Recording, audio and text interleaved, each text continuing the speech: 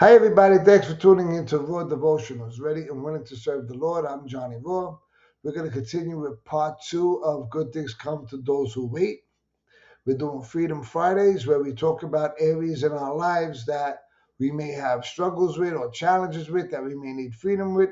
And we're going to look at some people in the Bible that had the same challenges that we have and how God delivered them or used them in their challenges so we can have hope and encouragement that God could do the same with us.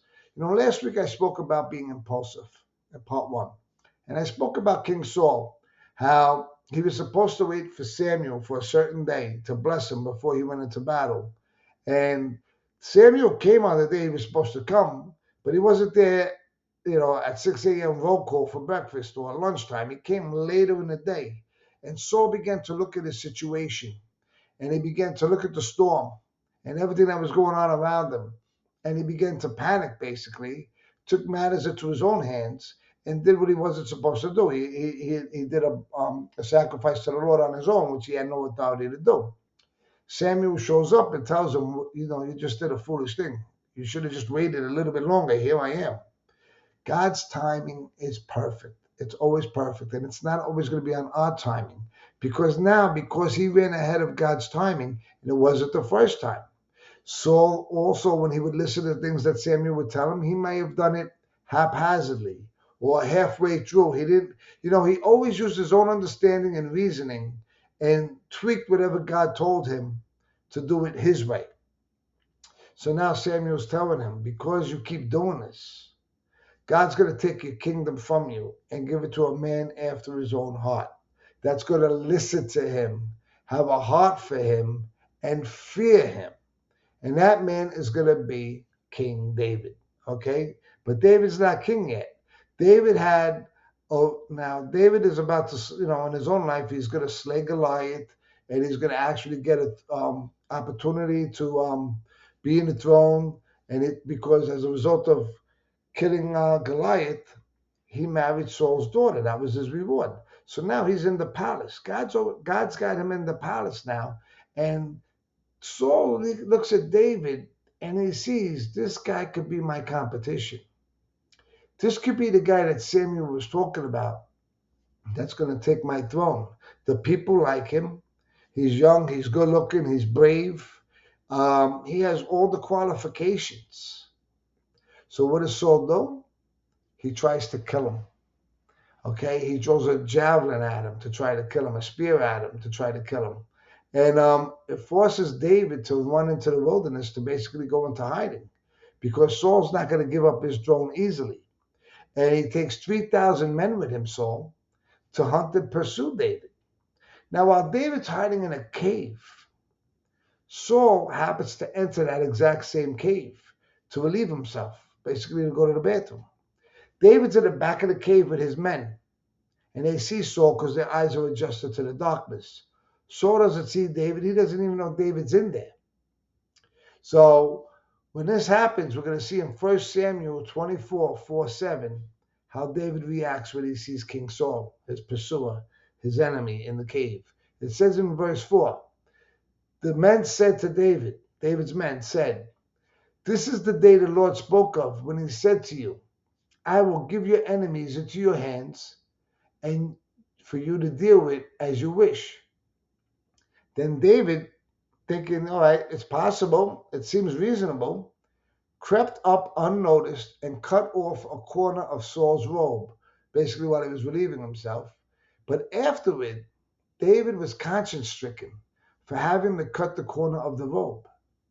He said to his men, the Lord forbid that I should do such a thing to my master, to the Lord's anointed, or lay a hand on him, for he is the anointed of the Lord. With these words, David sharply rebuked his men and did not allow them to attack Saul. And Saul left the cave and went on his way, not knowing what happened. Now David's going to call out to him and show him, listen, I just cut your robe. If you were my enemy, I could have just killed you. Why are you hunting me? I never did nothing to you. And Saul knew he was in the wrong.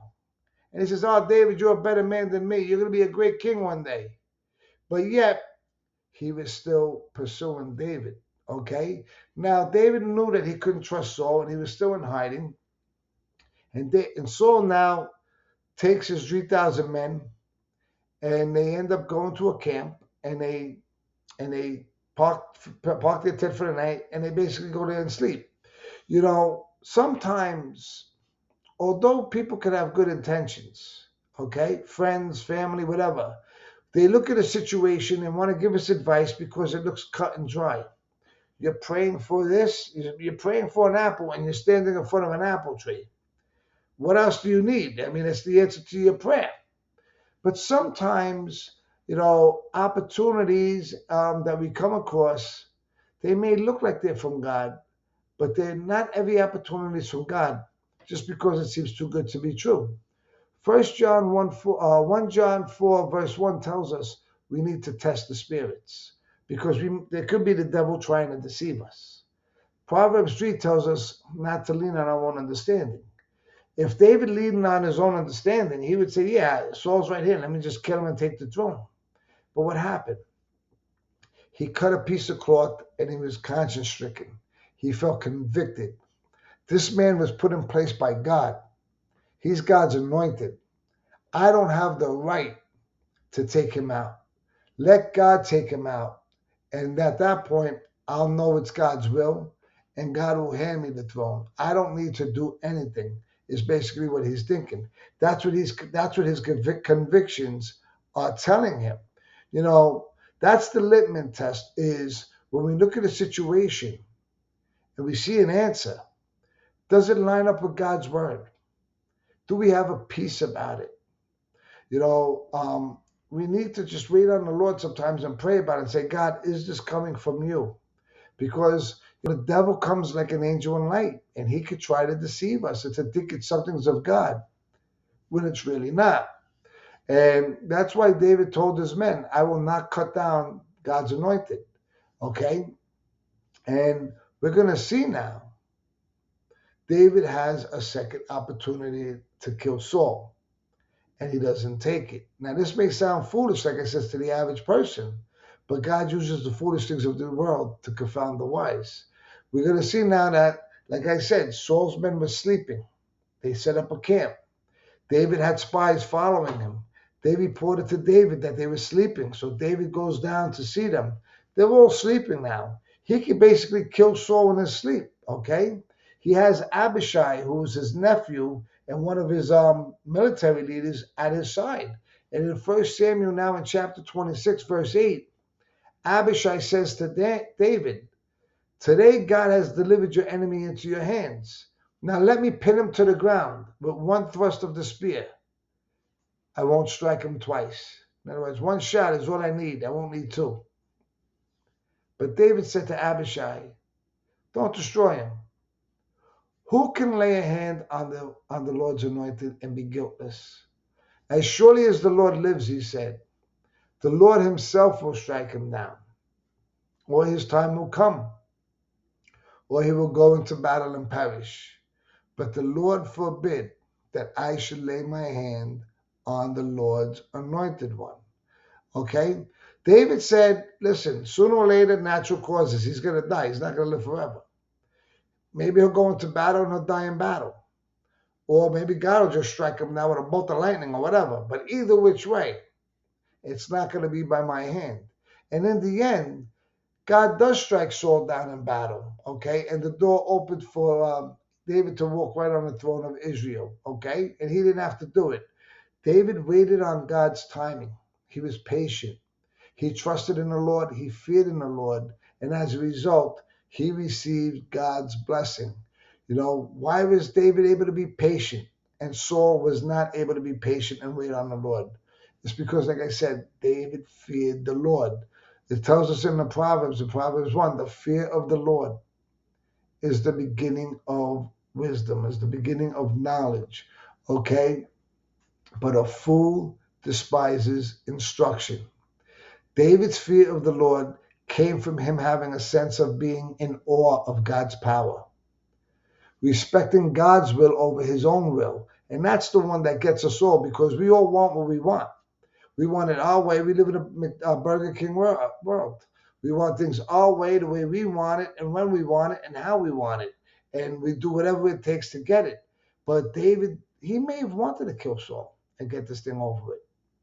But he was conscience stricken. He felt the conviction, and he knew that that was what God wanted him to do, and he obeyed what he was feeling, what he felt God was telling him to do. He obeyed it. And the third reason he was able to fear the Lord was because he not only obeyed God's will, he trusted God's ability to take Saul out for him. Either the Lord will strike him down, his time will come of natural causes, or he'll die in battle. But either which way, I don't have to do anything. Now, what are the benefits of waiting on the Lord? Well, the first thing, according to Proverbs, is the fear of the Lord is the beginning of wisdom. So wisdom comes from waiting on God. When we pause and wait for instruction, it will keep us from acting impulsively, which basically keeps us from making a rash decision or a foolish decision. Waiting in God allows us to analyze our situation so we can act accordingly. The second benefit is peace of mind. When we try to force a door open that God is trying to close, we can find ourselves in a tug of war with God. Why? Because God is protecting us from ourselves. He knows we're about to make a mistake with what we're going to do, and God won't allow us to make that mistake because He loves us too much. So we find ourselves fighting with God, and ultimately we're going to lose. But now you might say, but what about my free will? And you have free will. And there's going to be opportunities when God will yield to your free will. And He'll let you have what you want, although it may not be the perfect thing for you, because God's not going to override your free will. But He could say, I have something better for you.